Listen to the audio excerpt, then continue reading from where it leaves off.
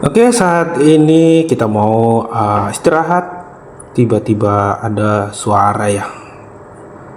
Entah suara apa itu, guys. Agak jauh, kadang sangat dekat dengan camp tempat kami tinggal. Intinya jika mendengar suara seperti ini nggak bisa panik dan tidur pun harus gantian.